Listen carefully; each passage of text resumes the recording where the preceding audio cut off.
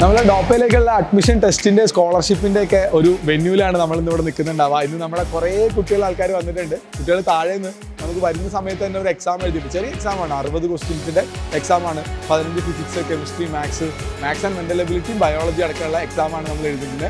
And ഈ exam എഴുതി കഴിഞ്ഞിട്ട് അതിന്റെ സ്കോർ ബേസ് ചെയ്തിട്ടുള്ള സ്കോളർഷിപ്പ്, നമ്മുടെ ഡോപ്പ എയിംസ് ബാച്ചിലേക്കുള്ള അഡ്മിഷൻസ് ആൻഡ് അതുപോലെ തന്നെ നമ്മുടെ ഡയറക്റ്റ് അഡ്മിഷൻ ടെസ്റ്റ് ഒക്കെ ആയിട്ടാണ് നടക്കുന്നത്. അപ്പോൾ ഇന്നത്തെ ദിവസം ഇവിടെ മൊത്തത്തിൽ വന്നിട്ടുള്ളത് 600 മുകളിൽ കുട്ടികളാണ് ഇന്ന് ഇവിടെ വന്നിട്ടുള്ളത്.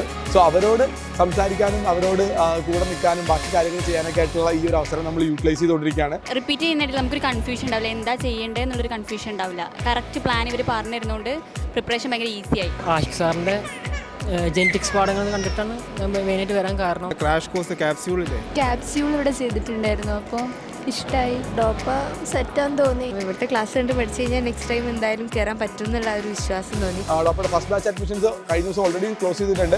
സെക്കൻഡ് ബാച്ച് ആൻഡ് തേർഡ് ബാച്ചിലേക്കുള്ള അഡ്മിഷൻസ് ആണ് ഇപ്പോൾ നടക്കുന്നത്. ആൻഡ് ഈ അടുത്ത ബാച്ചുകളിലേക്ക് വരാൻ വേണ്ടിയിട്ട് ഇപ്പോൾ നീറ്റ് സ്കോർ 500+ മാർക്ക് നീറ്റിൽ കൂടുതലുള്ള ആൾക്കാരും അതുപോലെ തന്നെ +2 സ്കോർ 95% കൂടുതലുള്ള ആൾക്കാരെയും നമ്മൾ സീക്ക് ചെയ്യുന്നുണ്ട്. സോ അടുത്തൊരു ഇവന്റ് നമ്മൾ വരുമ്പോഴത്തേക്ക്, ഇന്ന് വരാൻ വേണ്ടി പറ്റാത്ത ആൾക്കാർക്ക് അടുത്തൊരു ഇവന്റ് വരുമ്പോഴത്തേക്കും തീർച്ചയായിട്ടും നിങ്ങൾക്ക് എന്ത് ചെയ്യാം, അന്നത്തെ ഇവന്റിലേക്ക് വരാൻ വേണ്ടി പറ്റും. നമുക്ക് എന്ത് ചെയ്യാം, അവിടെ നിന്ന് കണ്ടുമുട്ടാൻ പറ്റും.